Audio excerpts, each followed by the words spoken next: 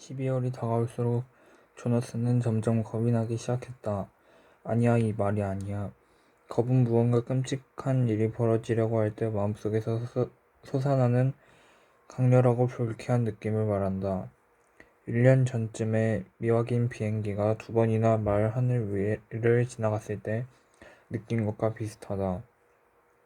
조나스는 비행기가 날아가는 것을 2번 다 보았다.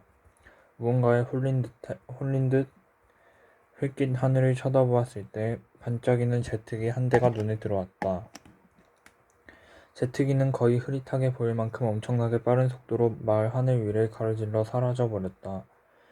곧이어 엄청난 굉음이 귓속을 때렸다. 잠시 후에 한 번 더, 이번에는 반대 방향에서 같은 비행기가 나타났다 사라졌다. 처음에는 그저 홀린 것 같은 기분이었다. 그 전엔 한 번도 그렇게 가까이에서 비행기를 본 적이 없었다. 마을 상공을 비행하는 건 중대한 규칙 위반이기 때문이다. 물론 비행기를 처음 본 건 아니었다. 때때로 강 건너에 있는 착륙장에 생필품을 가득 실은 수송기가 착륙하곤 했다.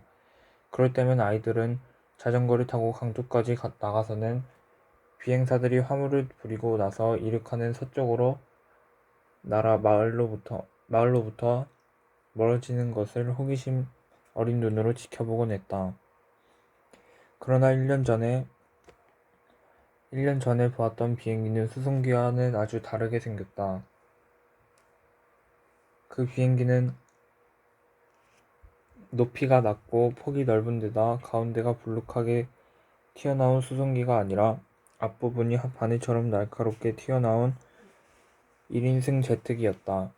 제트기를 본 직후 조나스는 조마조마한 마음으로 주변을 둘러보았다. 아이들은 물론이고 어른들까지도 하던 일을 멈추고 당혹감에 휩싸여 누군가가 이 무시무시한 사건을 해명해 주기만을 멍하니 기다리고 있었다. 곧 마을 사람들은 가장 가까운 건물로 들어가 대피하라는 명령을 받았다. 귀에 거슬리는 급박한 목소리가 스피커들을 통해 계속해서 흘러나왔다. 주민 여러분, 자전거를 버려두고 지금 바로 대피하십시오. 조나스는 그 즉시 말을 복종하여 그의 가족이 사는 집 뒤편으로 난 길 한쪽에 자전거를 뉘어놓았다. 그러고는 재빠르게 집 안으로 달려들어갔다. 집에는 아무도 없었다. 부모님은 두 분 다 직장에 있고 여동생 릴리는 방과 후에 어린이집에 있을 시간이었다. 집 앞쪽 창문으로 내다보니 거리에는 단 한 사람도 보이지 않았다. 이 시간이면 마을에서 가장 흔히 볼 수 있는 사람들, 그러니까 거리 청소부들, 조경 노동자들, 음식 배달부들 등 바쁜 오후 인파가 하나도 눈에 띄지 않았다. 눈에 보이는 것은 여기저기에 버려진 자전거들 뿐이었다. 그중 한 대는 뒤집힌 채 바퀴가 아직도 천천히 돌고 있었다. 다음 순간 조나스는 겁이 덜컥 났다. 마을이 온통 침묵에 빠져 무언가를 기다린다는 느낌이 들자 속이 울렁거리기 시작했다. 온몸이 부들부들 떨렸다. 하지만 아무 일도 일어나지 않았다. 몇 분이 흐르자 스피커들이 다시 지직거리더니 마음을 누그러뜨리는 목소리가 천천히 흘러나왔다. 견습 비행사가 운항지침을 잘못 읽어서 방향을 잘못 들었다. 비행사는 자신의 실수가 드러나기 전에 되돌아가려고 필사적으로 애썼다고 했다. 두말할 것 없이 그 비행사는 임무 해제될 것입니다. 목소리가 전했다. 그러고는 정적이 뒤를 이었다. 아나운서가 그게 재미있다고 생각했던 듯 임무 해제라는 말에서 빈정대는 분위기가 느껴졌다. 그 말이 얼마나 준엄한 것인지 알지만 조나스는 조금 웃음이 났다. 마을에 속한 주민이 임무 해제 명령을 받았다는 건 최종 판결이자 끔찍한 처벌이며 되돌릴 수 없는 실패를 선고받은 것이었다. 심지어 야구 경기 중에 공을 놓치거나 달리다 넘어진 또래 친구들을 놀리느라고 아이들이 장난처럼 가볍게 그 말을 입에 올릴 때조차도 엄하게 혼이 났다. 조너스도 한 번 그런 적이 있었다. 가장 친한 친구인 애셔가 어이없는 실책을 저질러 팀이 졌을 때 조너스는 애셔에게 이렇게 소리쳤다. 이 멍청아, 애셔, 넌 임무 해제야. 그 직후 코치에게 불려가서 짧지만 호되게 꾸중을 들었다. 그리고 죄의식과 미안함으로 고개를 푹 숙인 채 경기가 끝난 후 애셔에게 사과했다. 조너스는 자전거를 타고 강가를 따라 집으로 돌아가고 있었다. 가는 도중 내는 두려움에 대해 이런저런 생각을 하며 비행기가 항로를 이탈해 마을 위를 날아갔을 때 느꼈던 선연하고 속이 뒤틀리는 듯한 순간을 되새기려고 애썼다. 그런 식으로 지금 자기가 느끼는 것을 콕 집어 나타낼 적절한 단어를 찾는 중이었다. 조너스는 단어를 조심스럽게 가렸었다. 엄청나게 빠른 속도로 단어와 구구절들을 뒤죽박죽 섞어서 말하는 탓에 거의 알아들을 수 없는 데다 상황에 적절하지 못한 말을 써서 때때로 폭소를 불러일으키는 애셔와는 아주 달랐다. 애셔를 떠올리자 조너스의 입가에 웃음이 번져 나왔다. 어느 날 아침이었다. 평소와 마찬가지로 애셔는 아침 성가 시간이 돼서야 교실로 헐레벌떡 뛰어들어왔다. 아이들이 애국 성가를 끝마치고 자리에 앉았지만 규칙에 따라 애셔는 공식 사과를 하기 위해 일어섰다. 우리 학습 공동체에 폐를 끼친 점을 사과드립니다. 애셔는 여전히 숨을 헐떡이면서 공식 사과문을 빠른 속도로 읽어갔다. 선생님과 학급 친구들은 애셔가 변명을 끝내기를 참을성 있게 기다렸다. 그러나 애셔의 입에서 목소리가 흘러나올수록 아이들은 점차 키득거리기 시작했다. 그와 똑같은 변명을 전에도 여러 번 들었기 때문이었다. 저는 제 시간에 집에서 나왔습니다. 하지만 자전거를 타고 물고기 양식장 근처를 달리고 있는데 양식장 직원들이 나와서 연어를 나누고 있었습니다. 그걸 보자마자 그냥 정신이 돌아버린 것 같습니다. 애셔는 학급 친구들의 용서를 바랍니다. 라는 말로 끝을 맺고는 구겨진 제복상의를 매만진 다음 자리에 앉았다. 내 사과를 받아들인다 애셔. 아이들이 일제히 임무와 공식 답변을 외쳤다. 하지만 많은 아이들이 웃음을 참느라고 입술을 깨물고 있었다. 네 사과를 받아들인다 애셔. 선생님이 말했다. 선생님 역시 웃고 있었다. 그가 이어서 말했다.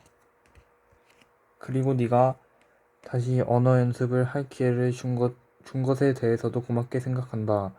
정신이 돌아버린 이라는 말은 연어 구경에 쓰기에는 뜻이 지나치게 강한 말이다. 그 말과 함께 선생님은 몸을 돌려 칠판에 정신이 돌아버린이라고 썼다.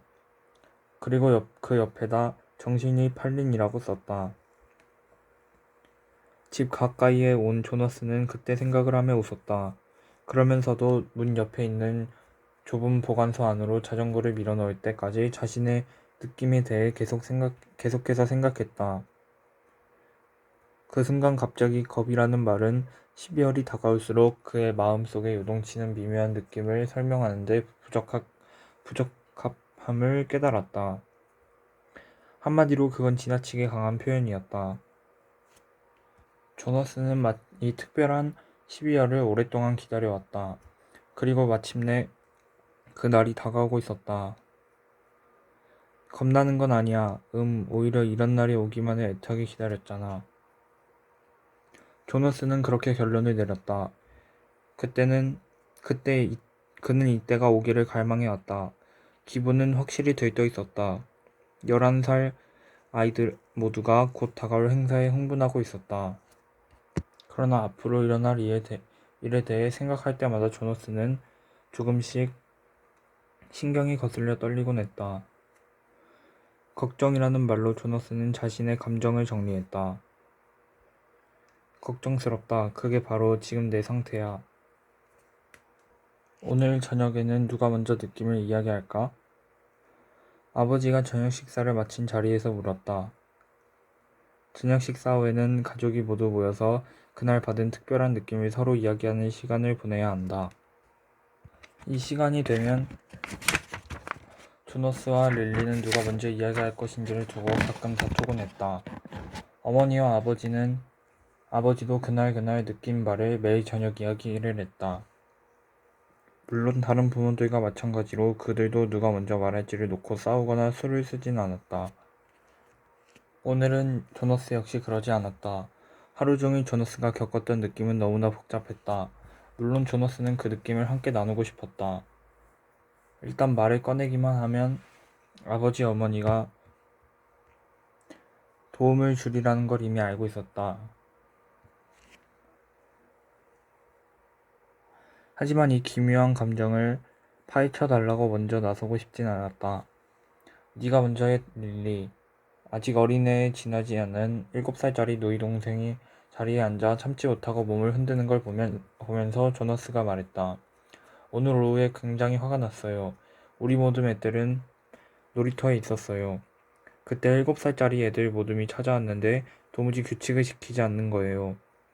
그 애들 중에 한 남자애가 이름은 잘 모르겠고 미끄럼틀 줄을 자꾸 새치게 하는 거예요. 이름은 애들이 다 줄을 서서 기다리는데 말이에요. 그 애 때문에 정말 화가 많이 났어요. 그래서 주먹을 쥐어버렸어요. 이렇게. 릴리는 주먹을 들여다보았다. 가족들은 그 도전적인 작은 몸짓을 보고 웃었다. 어머니가 물었다. 찾아온 아이들이 규칙을 지키지 않는다는 생각이 어째서 들었니? 릴리는 잠시 생각하더니 고개를 저었다. 몰라요. 그 애들은 마치 동물처럼. 조너스가 거들었다. 그러면서 웃었다. 맞아, 동물 같았어. 릴리도 웃으며 말했다. 두 아이 모두 동물이라는 말이 정확하게 뭘 뜻하는지 알지 못했다. 하지만 이 단어는 제대로 교육받지 못했거나 일에 서투르거나 다른 사람과 어울리지 않는 사람을 설명하는 데 종종 사용되었다. 아버지가 물었다. 어디서 온 애들인데? 릴리는 기억해내려고 애쓰면서 얼굴을 찌푸렸다. 우리 반 반장이 환영사 때 말했는데 잘 생각나지 않아요. 잠시 딴 생각을 했나 봐요. 다른 마을에서 왔다고 했어요. 걔들은 아주 일찍 떠나야 해서 버스 안에서 점심을 먹는 데어요. 어머니가 고개를 끄덕거렸다. 걔들은 규칙이 달랐을지도 모른다고 생각하지 않니? 아니면 단지 너희 놀이터 규칙을 몰랐을 뿐일 거라고 말이야. 릴리는 어깨를 으쓱하고는 고개를 끄덕였다. 그럴 수도 있겠네. 조너스가 물었다. 너 다른 마을에 가본 적 있지? 우리 때는 종종 그랬는데. 릴리가 다시 고개를 끄덕였다. 6살 때 다른 마을로 가서 거기 6살 모둠과 함께 하루 종일 같이 배운 적이 있어. 그때 어떤 느낌이 들었니? 릴리는 얼굴을 찌푸렸다. 걔들이 공부하는 방식이 우리랑 달라서 무척 이상한 느낌이 들었어. 우리 모둠이 아직 배우지 않은 말들을 쓰고 있어서 꼭 바보가 된 느낌이었어. 아버지는 무척 주의 깊게 듣고 있었다. 릴리, 네 말을 들으면서 나는 너희 놀이터 규칙을 지키지 않은 그 아이에 대해 곰곰이 생각해 보았단다. 넌 그 아이가 알지도 못하는 규칙이 있는 새로운 곳에서 낯설고 어색하게 느꼈을지 모른다고 생각하지 않니? 한참 생각하더니 릴리가 대답했다. 저도 그렇게 생각해요. 조너스가 말했다. 난 그 애한테 약간 미안한 생각이 들어. 그 애를 알지 못하지만 말이야. 낯설고 어색한 느낌이 드는 것에 있게 될 모든 이들에게 미안해. 아버지가 물었다. 이제 기분이 어떠니, 릴리? 아직도 화가 나니? 릴리가 방글방글 웃으면서 대답했다. 아니요, 오히려 걔한테 조금 미안한 느낌이 들어요. 주먹을 쥐어 보여서 미안해요. 조너스는 그런 누이 동생을 보고 미소를 지었다. 릴리의 느낌은 늘 솔직하고 단순하며 쉽게 바뀌었다. 조너스는 아마 자신도 7살이었을 때는 마찬가지였을 것이라고 생각했다. 이제 아버지 차례였다. 아버지는 그날 잘 지내지 못하는 어떤 아기 때문에 걱정스러운 느낌을 말했다. 조너스는 아버지가 묘사하는 것을 아주 주의 깊게는 아니지만 예의 바르게 귀를 기울였다. 조너스의 아버지는 보육사였다.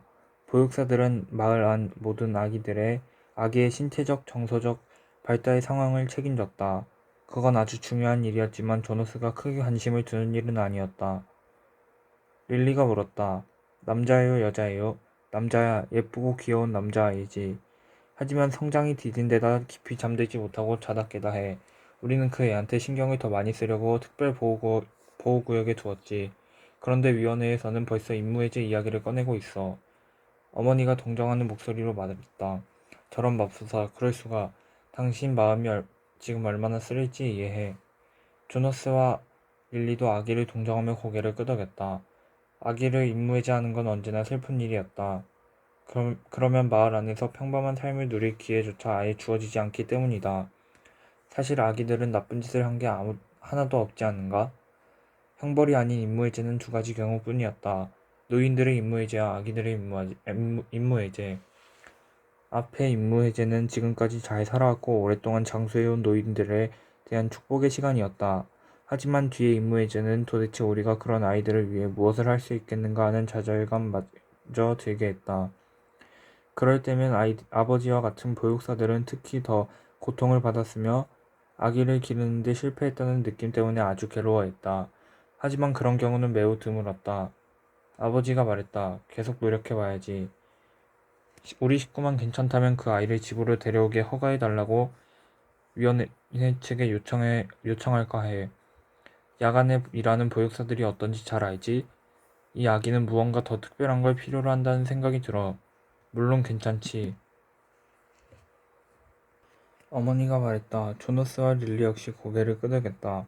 둘은 야간 작업자들에 대해 아버지가 불평하는 걸 전에 여러 번 들은 적이 있었다. 야간 작업은 낮에 해야 하는 더 중요한 업무를 위한 기술이나 주의력을 통찰력이 없는 사람들에게 주어졌다. 야간 작업자들은 대부분 기초가족을 구성하는데 필요한 다른 사람과 좋은 관계를 맺는 필수 능력이 부족해서 배우자도 없었다. 어쩌면 우리가 그 아이를 키울 수도 있는 거예요. 릴리가 순수한 표정을 지으려고 애쓰면서 인심 좋게 제안했다. 하지만 그 표정이 거짓이라는 것쯤은 모두가 알고 있었다. 어머니가 미소를 지으며 릴리에게 상기시켰다. 릴리, 너도 규칙을 알고 있잖니. 기초 가족마다 남자 하나, 여자 하나 이렇게 두 아이만을 맡도록 되어 있었다. 이는 규칙에 매우 분명히 나와 있었다. 릴리가 깔깔거리면서 말했다. 어쩌면 이번 한 번쯤은 괜찮을 거라고 생각했어요. 다음으로 법무부의 중요한 자리에 있는 어머니가 오늘 받은 느낌을 이야기하기 시작했다. 오후에 범법자 하나를 넘겨받았는데 그는 과거에도 규칙을 위반한 적이 있었다. 어머니는 그때 그에게 적당하고 공평할 처벌을 내렸다. 그래서 그는 다시 자기 집과 가족에게 돌아갈 수 있었다. 그랬던 그가 다시 범죄를 저지르고 잡혀온 데에 어머니는 극도의 당혹감과 분노를 느꼈다. 아마도 그 느낌은 그가 저지른 죄 때문이 아니라 어머니가 그의 인생에 아무 변화도 가져오지 못했다는 사실 때문인 것이었다. 어머니가 계속해서 고백했다. 난 그 사람이 무섭다고도 느꼈어. 세 번째 기회는 없다는 걸 알 텐데 말이야. 이제 한 번 더 규칙을 위반하면 그는 임무해제 될 수밖에 없어. 조나스는 흠칫 몸을 떨었다. 정말 그랬다. 11살 모둠에 같이 있는 조나스의 친구 아버지가 몇 해 전에 임무해제된 적이 있었다. 그때부터 아무도 그 일을 입에 올리지 않았다. 불명예는 말로 다 하지 못할 정도였다. 상상하기조차 싫었다. 릴리는 자리에서 일어나 어머니에게 다가가 상냥하게 팔을 주물렀다. 아버지도 식탁 위로 팔을 뻗어 어머니의 한쪽 손을 잡았다. 조너스는 다른 쪽 손을 잡았다. 가족들이 한 사람씩 차례로 어머니를 위로했다. 어머니는 곧 웃음을 지으며 가족들에게 감사를 표하고 이제 좀 마음이 진정되었다고 나직이 말했다. 고백의식은 계속되었다. 아버지가 말했다. 조너스, 오늘 밤엔 네가 맨 마지막이구나. 조나스는 가볍게 한숨을 내쉬었다. 오늘 저녁에는 느낌을 멈추고 싶었다. 하지만 그것은 규칙 위반이었다. 저는 걱정돼요. 조나스는 마침내 적절한 말이 생각난 걸 기뻐하면서 느낌을 털어놓았다. 무슨 일이니 아들아? 아버지가 걱정스러운 눈길로 그를 바라보았다. 사실 아무것도 걱정할 게 없다는 걸 알고 있어요. 어른이 되려면 반드시 그걸 치러야 하죠. 어머니 아버지도 그러셨다는 것도 알아요. 하지만 저는 12월 기념식이 걱정돼요. 벌써 12월이 다 되어 가잖아요. 릴리가 두 눈을 동그랗게 뜬 채 오빠를 올려다보고는 경외심이 깃든 목소리로 가만히 속삭였다. 12살 기념식 말이구나. 릴리 또래나 그보다 더 어린 아이들도 모두 미래의 그들 역시 치르게 될 기념식에 대해 잘 알고 있었다. 아버지가 말했다. 네 감정에 대해 우리에게 말해줘서 기쁘다. 어린 딸에게 일어나라는 손짓을 하면서 어머니가 말했다. 릴리, 이제 이리 와서 잠옷을 입으렴. 아버지랑 나는 여기에서 잠깐 오빠하고 얘기할 게 있단다. 릴리는 한숨을 내쉬었지만 자리에서 얌전히 일어서면서 물었다. 비밀이에요? 어머니가 고개를 끄덕였다. 그래, 비밀이야. 조나스는 아버지가 커피를 잔에 새로 따르는 걸 바라보았다. 그리고 아버지가 먼저 말을 꺼낼 때까지 기다렸다. 조나스, 어릴 때 나는 12월만 되면 신이 났지. 너랑 릴리도 그랬으리라고 생각한다. 12월은 우리 마을에 많은 변화를 가져다 주지. 네 살 때 맞았던 12월이 첫 기억이었다. 그 이전에 맞았던 12월은 기억에 전혀 남아있지 않았다. 하지만 매년 12월을 맞았을 것이다. 조너스의 기억에 분명히 남아있는 것은 릴리가 처음으로 맞았던 12월이었다. 그날은 조너스의 가족이 릴리를 받아들인 날이었다. 그리고 애가 릴리라는 이름을 받은 날이자 한 살이 되는 날이었다. 한 살배기 아기들을 위한 기념식은 늘 소란스럽고 재미있었다. 해마다 12월이면 그 해 태어난 아기들은 모두 한 살이 되었다. 동시에 한 살이 된 아기들은 날 때부터 계속 그들을 돌보아온 보육사들 손에 이끌려 무대 위로 올라갔다. 아무도 임무의제가 되지 않았다면 그 수는 항상 50명으로 정해져 있었다. 그 중에는 벌써 걸음마를 시작하여 뒤뚱거리는 아기들도 있었고, 아기들도 있었다. 조나스가 말했다. 아기 이름 받기 기념식은 무척 재미있었어요. 어머니도 미소로 동감을 나타냈다. 릴리를 받아들일 때 물론 우리 집엔 여자아기가 배정될 걸 이미 알고 있었어. 둘째 아이인 데다 미리 낸 신청서가 통과되었기 때문이지. 하지만 난 아기 이름이 궁금해서 안달이 났어. 아버지가 비밀을 털어놓았다. 기념식이 있기 전에 명단을 훔쳐볼 수 있었단다. 위원회는 항상 미리 명단을 작성해두는데 그 명단은 아기의 집 사무실에 있었지. 아버지가 계속해서 말을 이었다. 사실 난 이런 행동에 약간 죄의식을 느끼고 있어. 하지만 오늘 오후에 사무실에 들어가 올해 아기 명단이 와 있는지 확인했지. 명단은 사무실에 있었고 난 아까 말한 36번 아기의 이름을 찾아보았어. 이름을 부를 수 있다면 그 아기를 더 잘 보살필 수 있을 거라는 생각이 들어서였단다. 물론 주위에 아무도 없을 때만 불러야 하겠지 말이야. 그래서 이름을 알아냈어요. 조너스는 아버지의 이야기에 매료되었다. 중요한 규칙은 아니지만 아버지가 규칙을 위반했다는 사실이 놀라웠다. 규칙 준수를 담당하는 어머니를 흘낏 보았는데 어머니가 웃고 있어서 마음이 놓였다. 아기 이름은 물론 임무 해제되지 않고 이름 받기 기념식 때까지 버틸 수만 있다면 말이야. 가브리엘이 될 거야. 내 시간마다 우유를 먹일 때, 운동을 시킬 때, 그리고 함께 놀아줄 때 난 아기의 이름을 속삭여주지. 비록 아무도 알지 못하겠지만 말이야. 아버지가 미소를 지으면서 덧붙였다. 사실 나는 그 아기를 게이브라고 부른단다. 게이브. 조너스도 그 이름을 한번 불러보았다. 아주 좋은 이름이라고 생각되었다. 조너스의 가족이 릴리를 받아들이고 그 이름을 알게 되었을 때 조너스는 겨우 5살이었다. 하지만 그는 아기에 대해 궁금해하며 셋이서 흥분을 주고받던 대화들을 또렷하게 기억해냈다. 아기가 어떻게 생겼을까? 이름은 뭘까? 우리 가족과 아기가 어떻게 조화를 이룰까? 조너스의 머릿속으로 부모님과 함께 계단을 딛고 무대에 올라가던 순간들이 하나하나 스쳐 지나갔다. 조너스 옆에는 보육사 대신 아버지가 있었다. 그 해의 아기를 받아들일 사람이 아버지 자신이기 때문이었다. 조너스는 어머니가 여동생이 될 아기를 두 팔에 안던 광경을 기억했다. 무대에 모인 기초가족들을 향해 차례로 문서가 낭독되었다. 이름 짓는 사람이 외쳤다. 23번 아기 릴리. 아버지가 기뻐하던 모습이 생각났다. 아버지는 이렇게 속삭였다. 이 아기는 내가 좋아하는 아기 가운데 하나야. 이 아기가 1살이 되기를 바라고 있었어. 사람들이 박수를 쳤다. 조너스는 빙그레 웃었다. 여동생 이름이 마음에 들었다. 릴리는 겨우 잠에서 깨어나 자그마한 주먹을 흔들어 보였다. 그런 다음 조너슨의 가족은 다른 기초 가족의 자리를 내주기 위해 무대를 내려왔다. 아버지가 말했다.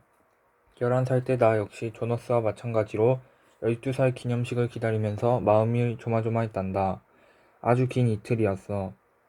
또래 아이들이 보통 그렇듯이 나 역시 1살 기념식은 아주 즐거웠지만 다른 기념식에는 그다지 관심이 없었지.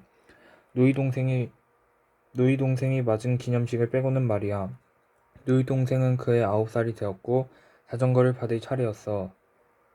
물론 내 자전거로 이미 동생에게 자전거 타는 법을 가르쳐 두었지. 비록 내 기술은 형편없었지만 말이야. 조너스는 웃음을 터뜨렸다. 그건 거의 언제나 위반되는 몇 규칙들 가운데 하나였다. 아이들은 모두 9살에 자전거를 받았으며 그 전에 자전거를 타는 게 허용되지 않았다. 하지만 형이나 누나 또는 언니나 오빠들이 몰래 동생을 가르쳤다. 벌써부터 조너스도 릴리에게 자전거 타는 법을 가르치려고 생각하고 있었다. 사태가 이 정도에 이르자 규칙을 바꾸어 아이들에게 더 일찍 자전거를 주자는 얘기도 나왔다. 위원회에서 이미 그 의견을 검토하고 있었다. 어떤 문제가 위원회에 상정될 때마다 사람들은 규칙이 바뀔 때쯤 위원회들은 이미 노인의 집에 가 있을 거라고 농담을 하곤 했다. 규칙을 변경하기는 아주 힘들었다. 자전거 받을 나이를 결정하는 것 같이 사소한 규칙과는 달리 아주 중요한 규칙의 경우에는 최종 결정권이 기업 보유자에게 넘어갔다.